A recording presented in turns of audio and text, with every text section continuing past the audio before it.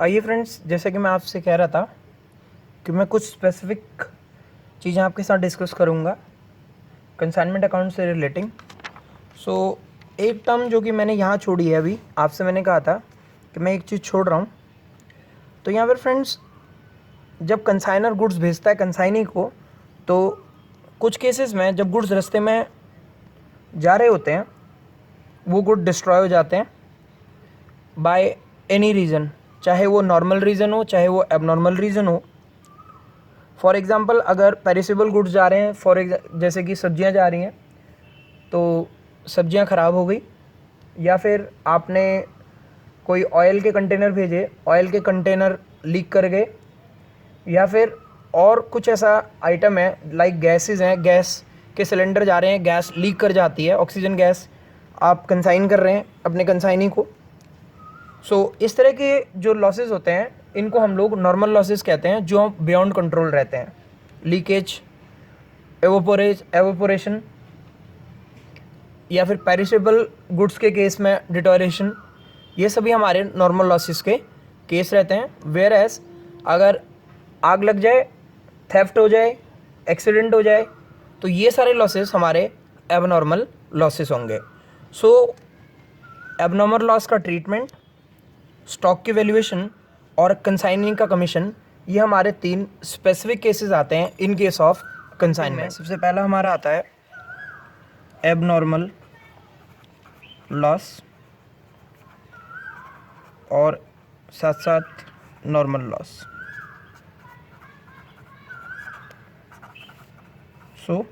Normal loss और abnormal loss. Second होगा हमारा वैल्यूएशन ऑफ क्लोजिंग स्टॉक, और थर्ड होगा हमारा कमीशन।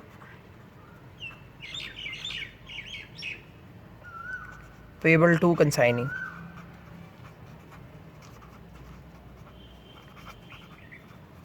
आइए इनको एक एक करके समझने की कोशिश करते हैं। सबसे पहले मैंने कहा नॉर्मल लॉस और एबनॉर्मल लॉस, तो मुझे यहाँ पर थोड़ा ध्यान रखना पड़ेगा। ये लॉस 2 केसेस में हो सकता है। ये इन ट्रांजिट भी हो सकता है, जब गुड्स यहाँ से चले। हमारा एग्जांपल था, एक्स ने गुड्स भेजे वाई को जो कि बॉम्बे जा रहे हैं, तो फरीदाबाद रेलवे स्टेशन पे जैसे ही उसने मालगाड़ी में सामान चढ़ाया या यहाँ से गुड्स बुक करवाए, और बुक करा के रेलवेज ने उसको मालगाड़ी में रखा और मालगाड़ी से वो निकल गया, रास्ते में टूट गया। सेकंड आता है, अगर लॉस होता है इन कंसाइनीज गोडाउन, कंसाइनिंग के गोडाउन में जाने के बाद लॉस होता है मुझे, तो फिर मैं इसकी वैल्यू कैसे निकालूंगा और किस तरह से इसको हम कंसाइनमेंट अकाउंट में शो करेंगे। तो आइए देखते हैं। नॉर्मल और एबनॉर्मल लॉस, पहला मैं ले रहा हूँ इन ट्रांजिट। मुझे इसकी वैल्यू निकालनी होती है कितने का लॉस हुआ है। अगर गुड्स इन ट्रांजिट जाते हैं तो सबसे पहले मैं इसकी कॉस्ट लूँगा, यानी कि ये गुड्स जो यहाँ से चले इनकी कॉस्ट क्या थी। इसके साथ मैं लूँगा एक्सपेंसेस ऑफ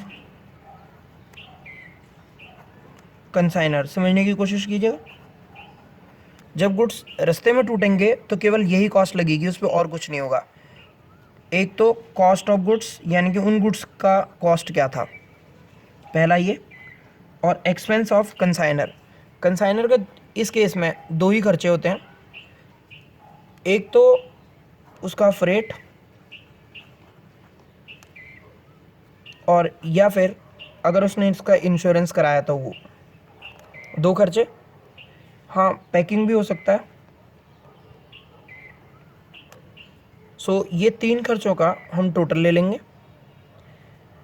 दोस्तों, जो खर्चे रास्ते में चल रहे हैं उन गुड्स में अभी तक कंसाइनी का कोई रोल नहीं है, क्योंकि कंसाइनर के यहाँ से गुड्स चले हैं। तो यहाँ पर अगर मैं कंसाइनी के खर्चे की बात करूँ तो कंसाइनी का इस पे कोई भी एक्सपेंस आपने नहीं लेना। और इस तरह से हम यहाँ पे 3 चीज़ों की बात कर रहे हैं, 1 cost of goods, 2 expense of consignor, 3 expense of consignee. तो जो गुड्स अभी कंसाइनर के यहाँ से कंसाइनी की तरफ चले हैं, उनमें कंसाइनी का कोई भी खर्चा नहीं हुआ। दैट्स वाई हम लोग कंसाइनी के खर्चे नहीं लेंगे, केवल दो खर्चे लेंगे, cost of the goods and expense of consignor, और ये इसका टोटल आ जाएगा। सो अभी नॉर्मल लॉस है या एबनॉर्मल लॉस है, इसका ट्रीटमेंट क्या होगा मैं अभी आपसे बाद में बात करूँगा। अभी जो मैं ट्रीटमेंट बात कर रहा हूँ, इन ट्रांजिट मेरा लॉस हुआ है, और कौन सा लॉस हुआ है, वो हुआ है मेरा एबनॉर्मल लॉस, यानी कि ये गुड्स या तो रास्ते में टूट गए या फूट गए। नॉर्मल लॉस के बारे में फ्रेंड्स मैं अभी आपसे बाद में चर्चा करूँगा। So I am discussing right now the abnormal loss. Abnormal loss की आप कॉस्ट निकालेंगे, जिसके लिए हम कॉस्ट ऑफ गुड्स लेंगे, यानी कि जो उनका प्राइस था, देन खर्चे क्या हुए इन पर, और कंसाइनी का इन पर अभी तक खर्चा लगा नहीं होता, इसलिए हम इसको नहीं लेंगे, तो टोटल आ जाएगा ये सब। लेकिन अगर यही लॉस मुझे कंसाइनी के गोडाउन में होता है, यानी कि गुड्स यहाँ से चले कंसाइनी के पास पहुँच गए, तो फ्रेंड्स उस केस में कॉस्ट ऑफ गुड्स आएगा हमारे पास, जो भी होगा, नंबर 1। नंबर 2 हमारा एक्सपेंस ऑफ कंसाइनर होगा। और आइए फ्रेंड्स, अब ये तीसरा खर्चा एक्सपेंस ऑफ कंसाइनी, ये भी आपको लेना पड़ेगा, क्योंकि ये गुड्स अब कंसाइनी के गोडाउन में पहुंच चुके हैं। लेकिन कौन सा खर्चा, बहुत इंपॉर्टेंट है ये। तो जैसा कि मैं आपको पहले बता रहा था कि जब गुड्स चलते हैं तो उस पर दो तरह के खर्चे होते हैं कंसाइनी के पास पहुंचने तक के, एक जो कंसाइनर ने किए, दो जो कंसाइनी ने किए। और कंसाइनी दो तरह के खर्चे करता है, एक रेकरिंग और दूसरा non recurring. So friends, consignee के जो नॉन रेकरिंग खर्चे और दूसरा recurring. Non recurring Chhatrapati Shivaji terminal से लेकर गोडाउन के बाहर तक, और उसके बाद गोडाउन के अंदर गए तो गोडाउन का रेंट लगा, इंश्योरेंस लगा, सैलरी ऑफ गोडाउन कीपर लगी, लाइटिंग ऑफ गोडाउन है, ये सब गोडाउन में पहुंचने के बाद। तो जब भी हम लोग एबनॉर्मल लॉस की कॉस्ट निकालते हैं, मुझे कंसाइनर के केवल नॉन रेकरिंग खर्चे लेने हैं, उसके रेकरिंग एक्सपेंसेस नहीं लेने। एक बार फिर रिपीट कर रहा हूँ, हमें केवल नॉन रेकरिंग एक्सपेंस लेने होते हैं, रेकरिंग एक्सपेंस नहीं लेना। तो यहाँ पर जो कि हम देख रहे हैं, अगर मैं बात करता हूँ कंसाइनी के गोडाउन की लॉस की, तो पहला कॉस्ट, दूसरा एक्सपेंस ऑफ कंसाइनर, तीसरा एक्सपेंस ऑफ कंसाइनी। और इस थर्ड एक्सपेंस में फिर मैं रिपीट कर रहा हूँ, we will only take non recurring expenses, non recurring expenses. तो पहला कॉस्ट ऑफ गुड्स, दूसरा जो खर्चा कंसाइनर ने किया, तीसरा जो खर्चा कंसाइनी ने किया। कौन से वाला? नॉन रेकरिंग वाला। तो इन तीनों का टोटल जो होगा वो लॉस की कॉस्ट आ जाएगी। तो इसे हम कहेंगे कॉस्ट ऑफ एबनॉर्मल लॉस। ये कहाँ पर हो रहा है? या तो कंसाइनर के भेजने के बाद रास्ते में जब गुड्स चल रहे हैं, और या फिर कंसाइनी के गोडाउन में। आइए फ्रेंड्स, इसका ट्रीटमेंट कंसाइनमेंट अकाउंट में डिस्कस करते हैं कि कंसाइनमेंट अकाउंट में इसका ट्रीटमेंट कैसे होगा। फ्रेंड्स, ये आपका कंसाइनमेंट अकाउंट है, और मैंने यहाँ पर जगह आपको छोड़ने के लिए बोला था कि ये जगह मैं कुछ स्पेसिफिक एक ट्रांजैक्शन के लिए छोड़ रहा हूँ। तो आइए, ये स्पेसिफिक ट्रांजैक्शन है एबनॉर्मल लॉस की। इस एबनॉर्मल लॉस को ट्रीट करने के लिए मेरे पास दो तरीके हैं। या तो मैं इसको एबनॉर्मल लॉस को दो हिस्सों में तोड़ दूंगा, और या फिर एबनॉर्मल लॉस अकाउंट बनाएंगे। तो आइए, मैं पहले लेके चल रहा हूँ एबनॉर्मल लॉस अकाउंट के थ्रू। यानी कि अगर मुझे एबनॉर्मल लॉस होता है और गुड्स रास्ते में टूट जाते हैं, या फिर कंसाइनी के गोडाउन में आग लग जाती है, थेफ्ट हो जाता है, तो फिर इसको हम किस तरह से ट्रीट करेंगे। तो फ्रेंड्स, यहाँ पे मैं लिखूँगा बाय एबनॉर्मल लॉस अकाउंट, और फ्रेंड्स यहाँ पे मैं इसकी लूँगा कॉस्ट। और ये कॉस्ट कौन सी है? ये कॉस्ट है जो आपने यहाँ पर कैलकुलेट की है। अगर इन ट्रांजिट है तो ये, जिसमें कंसाइनी के खर्चे आप नहीं लेंगे। और ये कॉमन सेंस वाली बात है, जब गुड्स रास्ते में ही है, अभी कंसाइनी तक पहुँचे ही नहीं है, तो ये खर्चा आने का तो कोई तुक ही नहीं बनता। लेकिन कंसाइनी के गोडाउन में अगर ये गुड्स डिस्ट्रॉय हो रहे हैं, आग लग रही है, थेफ्ट हो रहा है, तो उस केस में यस कंसाइनी खर्चा कर चुका है इन पर, तो ये भी हम इंक्लूड करेंगे। सो फ्रेंड्स, ये मेरा एबनॉर्मल लॉस अकाउंट होगा। आपने एबनॉर्मल लॉस की कॉस्ट निकाल ली और उसे आपने कंसाइनमेंट अकाउंट में क्रेडिट कर दिया by abnormal loss at cost लिखकर। हम एबनॉर्मल लॉस अकाउंट बनाएंगे, वहाँ पर हमने इसे कंसाइनमेंट अकाउंट में क्रेडिट किया तो हमने जनरल एंट्री पास की एक तरह से abnormal loss debit to consignment. तो यहाँ पर हम लिखेंगे टू कंसाइनमेंट अकाउंट और ये इसकी कॉस्ट होगी। फ्रेंड्स, अगर इसका हमने इंश्योरेंस करा रखा है या फिर कंसाइनी कहता है कि इसका इंश्योरेंस करा रखा है इन केस ये लॉस गोडाउन में होता है, तो उस केस में इस लॉस के लिए मुझे इंश्योरेंस कंपनी कॉम्पनसेट करती है। तो जितना पैसा मुझे मिल जाएगा उसे हम लिखेंगे बाय बैंक। क्या लिखेंगे? बाय बैंक, और या फिर बाय इंश्योरेंस कंपनी। अगर इंश्योरेंस कंपनी ने कॉम्पनसेशन अभी दिया नहीं है बट उसने हमारे इस लॉस को एक्सेप्ट कर लिया कि हाँ ये लॉस हम एक्सेप्ट कर रहे हैं, तो फ्रेंड्स इसमें दो सिचुएशन हो सकती हैं। या तो जितना हम बता रहे हैं इंश्योरेंस कंपनी उतना एक्सेप्ट कर लेती है, और या फिर उससे कम। फॉर एग्जांपल, अगर मैं कार मैन्युफैक्चर कर रहा हूँ और कार भेजता हूँ, तो इंश्योरेंस की जो टर्म्स होती हैं उसमें जनरली ये होता है कि जितना भी हमारा मेटल का पार्ट होता है, लोहे का पार्ट होता है, स्टील का पार्ट होता है, उसका तो इंश्योरेंस होता है, बट जो हमारे प्लास्टिक पार्ट्स होते हैं उनका इंश्योरेंस जनरली नहीं होता, तो उसके लिए हमें क्लेम नहीं मिलता।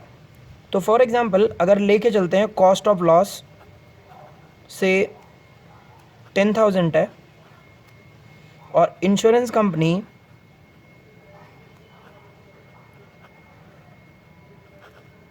एक्सेप्टेड लॉस ऑफ ₹8,000, तो फ्रेंड्स मुझे यहाँ 8,000 मिलेगा और मैं यहाँ लिखूँगा to consignment cost of loss 10,000 और इधर 8,000, और बाकी लिखूँगा मैं यहाँ पर bye profit and loss account, और इधर लिखेंगे हम लॉस। जितना क्लेम हमें कम मिला, कितना, हमारा लॉस 10 था और ये 8,000, तो यहाँ पर मैं 8,000 लिखूँगा और यहाँ पर लिखूँगा मैं 10,000, सॉरी 2,000। तो ये मेरा अकाउंट बनेगा और ये अकाउंट मेरा क्लोज हो जाएगा। फ्रेंड्स, वाइस वर्सा ऐसा भी हो सकता है कि मैंने कॉस्ट ऑफ लॉस 10,000 दिखाई हो बट मेरा जो क्लेम एक्सेप्ट हो जाता है वो 8,000 की जगह 11,000 एक्सेप्ट हो गया। तो इन केस अगर 11,000 एक्सेप्ट हो जाता है तो ये प्रॉफिट होगा, और उस केस में मैं इसकी एंट्री डेबिट साइड पे करूँगा और यहाँ लिखूँगा to profit and loss account, और ये इस तरफ आ जाएगा। तो एक तरीका तो ये है कि आप एबनॉर्मल लॉस का अकाउंट बना लीजिए और इस तरह से ये लॉस का जितना नेट अमाउंट है, सपोज 10,000 का लॉस था और 8,000 इंश्योरेंस कंपनी ने एक्सेप्ट किया, तो ये 2,000 रुपये हमारे जनरल P&L अकाउंट में यहाँ से ट्रांसफ़र हो जाएगा। सो सेकेंड मेथड ये हो सकता है कि आप यहाँ पर एबनॉर्मल लॉस 10,000 ना लिखें। अगर एक तरीका तो ये अकाउंट बना लें तो एबनॉर्मल लॉस यहाँ पे आ जाएगा 10,000। अगर आप यहाँ पर अकाउंट नहीं बनाते तो आप ऑल्टरनेटिवली यहाँ पर फिर क्या लिखेंगे, आप या फिर लिखेंगे और बाय बैंक या फिर इंश्योरेंस कंपनी, और बाकी आप लिखेंगे by profit and loss account. So यहाँ पर आप 8,000 रिकॉर्ड करेंगे, यहाँ पर आप 2,000 रिकॉर्ड करेंगे, और इस तरह से ये अमाउंट इधर बाहर आ जाएगा अगर आप अकाउंट नहीं बनाते। और अगर आप अकाउंट बना रहे हैं तो फिर आप इसे नहीं लिखेंगे, ये आप नहीं लिखेंगे, आप सिंपल लिखेंगे बाय एबनॉर्मल लॉस अकाउंट 10,000, और इस 10,000 का अकाउंट बना लेंगे। डेबिट में लिखेंगे एबनॉर्मल लॉस के टू कंसाइनमेंट 10,000, बाई साइड पे बाय बैंक या फिर इंश्योरेंस कंपनी 8,000, और bye profit and loss account 2,000। और अल्टरनेटिवली आप एबनॉर्मल लॉस ना लिखें और यहाँ पे लिखें बाय बैंक और इंश्योरेंस कंपनी 8,000 और bye profit and loss account 2,000। So friends, ये एबनॉर्मल लॉस को ट्रीट करने के दो तरीके हैं। आइए इसी में चर्चा करते हैं कि अगर यही लॉस नॉर्मल लॉस होता है तब क्या करते हैं। तो फ्रेंड्स, अगर ये नॉर्मल लॉस होता है तो जनरली हम लोग नॉर्मल लॉस को यहाँ रिकॉर्ड नहीं करते। क्यों नहीं करते, आइए ज़रा समझने की कोशिश करते हैं। इसके लिए हमारे पास एक कंसेप्ट है कि जो हमारा एबनॉर्मल लॉस है वो हमारे गुड यूनिट की कॉस्ट नहीं बनना चाहिए, और ये हमें हमारे जो जनरल प्रॉफिट या लॉस है उसको इम्पैक्ट ना करे। यानी कि एबनॉर्मल लॉस के कारण मेरा जो नॉर्मल जीपी है या फिर जो मेरा नॉर्मल ट्रेडिंग प्रॉफिट है वो इम्पैक्ट नहीं होना चाहिए। मैंने ये सामान भेजा, ये इस सामान की कॉस्ट, और ये बाकी खर्चे, और इधर ये सेल। अब अगर मैंने एबनॉर्मल लॉस यहाँ लिख लिया तो ये एबनॉर्मल लॉस उन गुड्स का है जो गुड्स इधर डेबिट हुए पड़े हैं और उनका प्रोपोर्शनेट खर्चा भी यहाँ पर पड़ा हुआ है। तो अगर 100 में से 10 यूनिट टूट जाती हैं, इधर मैं 100 यूनिट की कॉस्ट लिखता हूँ, फिर 10 यूनिट का यहाँ पर उनको 100 यूनिट का बेचने का खर्चा लिखता हूँ। लेकिन जब मैं इधर कॉस्ट की बात करता हूँ एबनॉर्मल लॉस में, तो मैं 100 में से अगर 10 यूनिट टूट जाती हैं तो यहाँ पे 10 यूनिट की कॉस्ट और 10 यूनिट का प्रोपोर्शनेट खर्चा लिखता हूँ। तो इधर तो पूरी 100 यूनिट का आपके पास डिटेल है, उसकी कॉस्ट, उसका खर्चा। इधर मान लीजिए 90 यूनिट बेची जाती हैं, उस 90 यूनिट की सेल आ जाती है, और 10 यूनिट मेरे लॉस हो जाते हैं। मान लीजिए स्टॉक है ही नहीं क्वेश्चन में बिल्कुल भी, तो जो 10 से मेरी लॉस होगी उनकी कॉस्ट, उनका खर्चा यहाँ पर आ जाता है। तो देखिए अब यहाँ पे मेरे पास पूरी 100 यूनिट है और उनका खर्चा है, इधर 90 यूनिट मैंने बेच दी उनकी सेल, और ये 10 यूनिट इनकी कॉस्ट। तो दोस्तों जो 100 में से 10 यूनिट ये लॉस हुई हैं, इनकी जो मैंने कॉस्ट और खर्चा इधर लिखा है ये इससे आपस में अपने आप सेट ऑफ हो जाएगा। तो ये मेरे नॉर्मल प्रॉफिट को या फिर जो मेरा नॉर्मल जीपी है इन यूनिट्स पे जो कि मैं बेच रहा हूँ, जो मेरा नॉर्मल ट्रेडिंग प्रॉफिट है जो मैं इन यूनिट्स को बेचने से होने वाला है, ये उसको इम्पैक्ट नहीं करेगा। रीजन, जो 10 यूनिट लॉस हुई हैं वो यहाँ डेबिट हुई पड़ी हैं, उनका खर्चा भी और उनकी कॉस्ट भी। और जब आप उन्हीं 10 यूनिट के खर्चे को और उनकी कॉस्ट को टोटल लगा के इस तरफ क्रेडिट कर देंगे तो उसका इम्पैक्ट आपस में कैंसिल हो जाएगा। अब बाकी 90 यूनिट की इधर सेल आ जाएगी और ये 90 यूनिट की कॉस्ट, कमीशन वगैरह सब कुछ आ जाएगा। तो दैट मीन्स जो मेरी नॉर्मल सेल है उससे होने वाला मेरा प्रॉफिट एबनॉर्मल लॉस के कारण इम्पैक्ट नहीं हो रहा। वेयर एज अगर मैं नॉर्मल लॉस की बात करूं तो नॉर्मल लॉस के केस में अकाउंटिंग कंसेप्ट या अकाउंटिंग प्रिंसिपल ये कहते हैं नॉर्मल प्रॉफिट के कारण, नॉर्मल लॉस के कारण मेरा नॉर्मल जीपी या मेरा ट्रेडिंग प्रॉफिट इम्पैक्ट होना चाहिए, उस पर इसका इम्पैक्ट आना चाहिए। तो फ्रेंड्स, इसको अगर मैं रिकॉर्ड करूँगा ही नहीं तो ज़रा ध्यान से समझने की कोशिश करें क्या होगा। इधर 100 यूनिट की कॉस्ट और 100 यूनिट का खर्चा है, जबकि इस तरफ 90 यूनिट की सेल है, और मैं इस सिचुएशन में ये मान के चल रहा हूँ कि यहाँ पर मेरे पास स्टॉक है ही नहीं। तो 90 यूनिट की सेल और इधर 100 यूनिट का खर्चा, भेजने का, कंसाइनर का, कंसाइनी का सारा खर्चा। तो दैट मीन्स जब मैं नेट प्रॉफिट निकालूंगा, उस नेट प्रॉफिट में ये जो 10 यूनिट नॉर्मली लॉस हुई इनका इम्पैक्ट आ जाएगा, यानी कि उतने अमाउंट से मेरा प्रॉफिट कम हो जाएगा। ये क्रेडिट साइड है फ्रेंड्स, इसमें जितना ज़्यादा आप ऐड करते जाएंगे उतना यहाँ प्रॉफिट बढ़ता जाएगा। तो अगर आपने यहाँ पर नॉर्मल लॉस नहीं लिखा और उस नॉर्मल लॉस की यूनिट 100 में से 10 यूनिट्स इधर पड़ी हुई हैं, उसका खर्चा भी इधर पड़ा हुआ है, उसको इस तरफ अगर आप नहीं लिखते तो अल्टीमेटली मेरा ये प्रॉफिट कम हो जाएगा।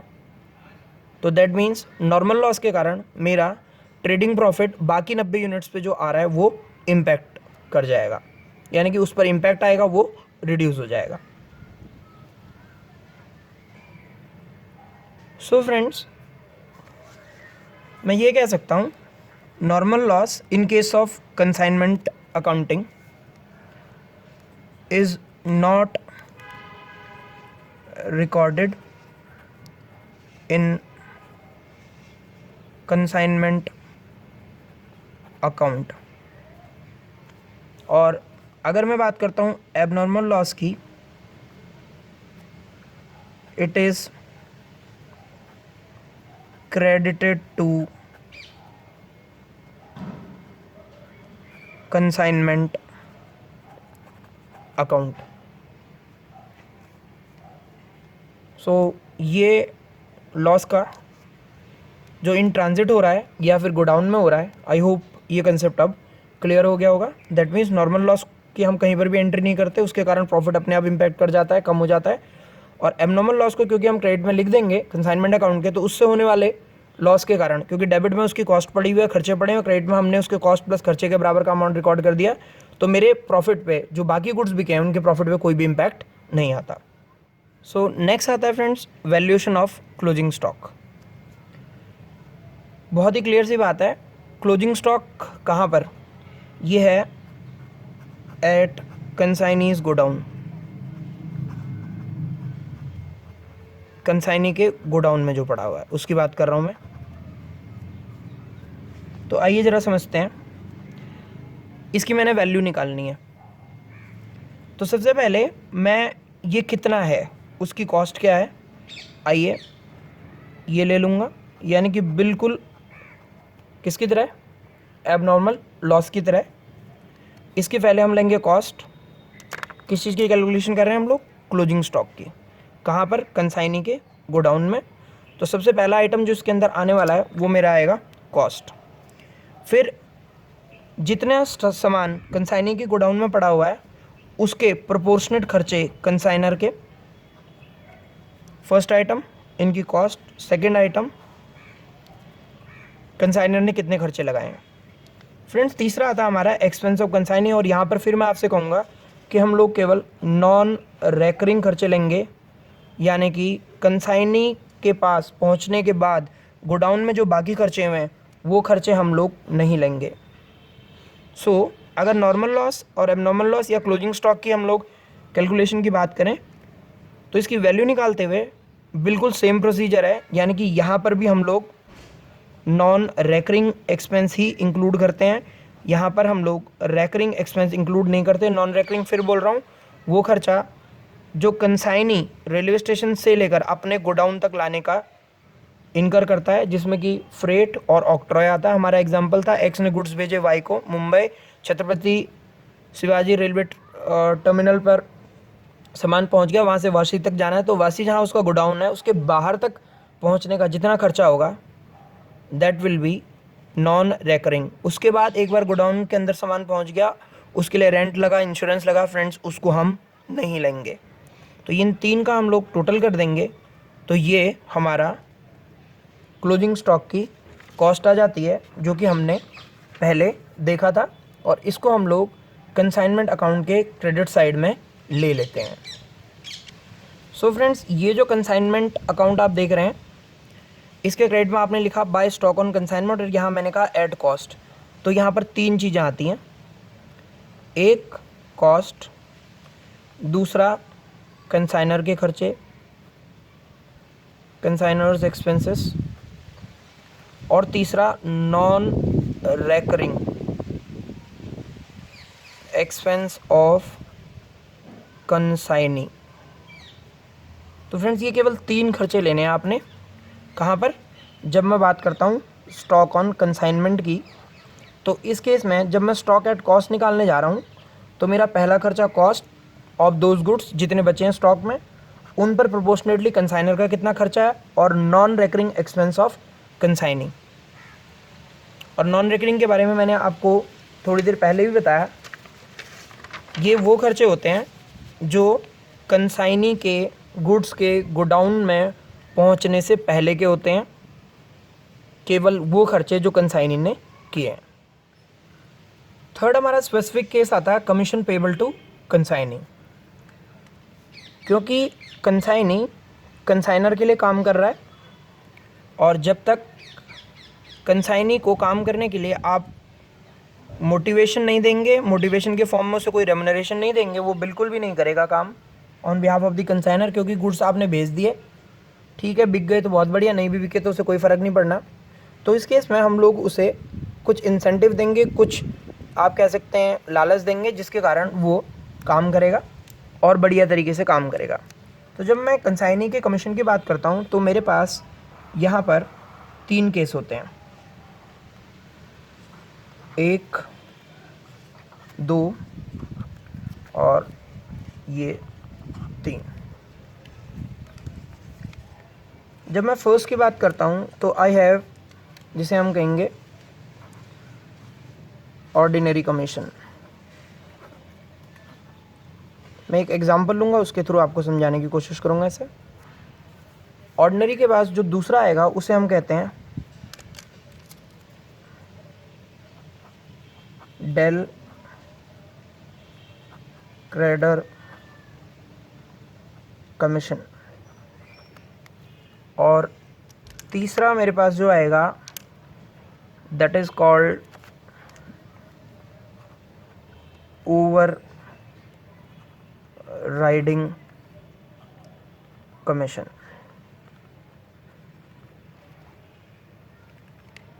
सो जो भी कमीशन का अमाउंट हम लोग कंसाइनमेंट अकाउंट में डेबिट करेंगे वो इन तीन का ए प्लस बी और ये प्लस सी, इनका टोटल होगा। इन तीनों का जब टोटल बनेगा तो टोटल कमीशन पेबल आएगी, जिसको कि हम लोग डेबिट करते हैं कंसाइनमेंट अकाउंट में। ये ऑर्डिनरी कमीशन जनरली हम लोग टोटल सेल पर देते हैं। तो अगर मेरा क्वेश्चन कहता है कि एक्स ने वाई को गुड्स भेजे और वाई ने उन गुड्स को सर्टेन परसेंटेज ऑफ प्रॉफिट पे बेच दिया, तो जितना भी टोटल सेल हुई है उस टोटल सेल पर ये ऑर्डिनरी कमीशन कैलकुलेट होगा। अगर क्वेश्चन कहता है 5% ऑफ टोटल सेल है, तो टोटल सेल अगर 10 लाख है, 10 लाख का हम लोग 5% निकाल लेंगे, वो टोटल ऑर्डिनरी कमीशन हो जाएगा। अगला आता है डेल क्रेडिटर कमीशन। आइए, ये बहुत इंपॉर्टेंट है, जरा इसको समझने की कोशिश करते हैं ये दी क्यों जाती है। ये कंसाइनी को बेसिकली इसलिए दी जाती है ताकि वो ज़्यादा से ज़्यादा सेल करे और ज़्यादा से ज़्यादा क्रेडिट सेल करे, क्योंकि कैश में लोग अगर नहीं भी खरीदते तो वो लोगों को मोटिवेट करता है कि ठीक है मैं आपको क्रेडिट में बेच देता हूँ। लेकिन क्रेडिट के साथ फिर एक रिस्क रहता है कि इन केस अगर किसी ने पैसे वापस नहीं दिए तो तब क्या होगा।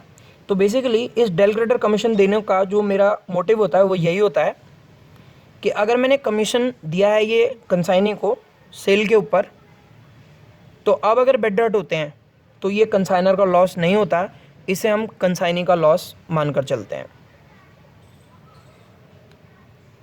इसको हम कैलकुलेट किस पे करेंगे? अगर एग्जामिनेशन प्रॉब्लम स्पेसिफाई नहीं करती तो ये भी टोटल सेल पे कैलकुलेट होता है। So del credere commission is also calculated on total cell.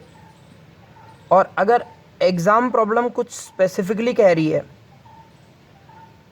यानी कि एग्जामिनेशन प्रॉब्लम जो आपका क्वेश्चन आया हुआ है एग्जाम में, अगर वो स्पेसिफिकली कहता है कि आपने इसे क्रेडिट सेल पे कैलकुलेट करना है, तो फ्रेंड्स तभी आप इसको क्रेडिट सेल पे कैलकुलेट करेंगे, अदरवाइज आप इसे टोटल सेल पर कैलकुलेट करेंगे। तो हम थंब रूल बना लेते हैं, ऑर्डिनरी कमीशन टोटल सेल पर, डेल क्रेडिटर कमीशन भी टोटल सेल पर, जब तक कि एग्जामिनेशन प्रॉब्लम कुछ और नहीं कहती। आइए, थर्ड आता है हमारा ओवरराइडिंग कमीशन। ये ओवरराइडिंग कमीशन क्या है? फॉर एग्जांपल, एक्स ने वाई को सामान भेजा और कहा तुम्हें at the rate of 12 rupees per unit sale करना है, और वाई इसी सामान को 15 रुपीज़ पर यूनिट बेचता है। वाई इसको 15 रुपीज़ पर यूनिट बेचता है और टोटल यूनिट जो सोल्ड किए वो 10,000 हैं। तो 10,000 इंटू 15 ये सेल हो जाएगी। ओवरराइडिंग कमीशन क्या होता है? ओवरराइडिंग कमीशन एक पर्टिकुलर सेलिंग प्राइस से ऊपर अगर आप सेल कर रहे हैं उस अमाउंट पे होता है। यानी कि अगर क्वेश्चन कहता है कि overriding commission is 5% in this case, और कंसाइनी को बोल रहा है कि 12 रुपये पर यूनिट पे बेचना है और कंसाइनी इसको 15 रुपये पर यूनिट पे बेच रहा है, तो 15 माइनस 12 यानी कि 3 रुपये इंटू 10,000 यूनिट, 30,000 रुपीज़ पर ये कमीशन कैलकुलेट होगा। तो 30,000 का अगर आप 5% निकाल लेते हैं तो ये आपका आ जाएगा 1,500। इसे कहते हैं हम लोग overriding commission. So overriding commission is given when consignee effect sale at a price which is higher than the specified price, and this is given on the difference of the specified price and the excess amount या excess price that has been realized on the difference of excess price and specified price। इसके difference पे हम इसको देंगे। सो ये तीन होंगे, एक ऑर्डिनरी से कमीशन टोटल सेल पर, डेल क्रेडिटर टोटल सेल पर, और अगर एग्जाम की प्रॉब्लम स्पेसिफिकली कहती है तब आप इसको क्रेडिट सेल पे लेंगे, और ओवरराइडिंग कमीशन के लिए वो टर्म्स आपके क्वेश्चन में बताएगा कि किस टर्म पे दी जाएगी, कैसे दी जाएगी। अदरवाइज अगर कुछ नहीं दे रखा और ओवरराइडिंग कमीशन बताता है कि वो 5% है, तो हम देखेंगे कि नॉर्मल कितने पे बेचना है और एक्चुअली उसने कितने पे बेचा, उन दोनों का जो डिफरेंस आया multiply by number of unit sold, जितना आया उसका 5%, that will be the overriding commission. So friends, I hope ये normal loss, valuation of closing stock और कमीशन पेबल टू कंसाइनी, ये तीनों बहुत बढ़िया तरीके से आपको क्लियर हो गए होंगे। आगे हम लोग कंटिन्यू करेंगे एक प्रॉब्लम के साथ इस सारे टॉपिक जितना हमने पढ़ लिया है उसको समझने के लिए।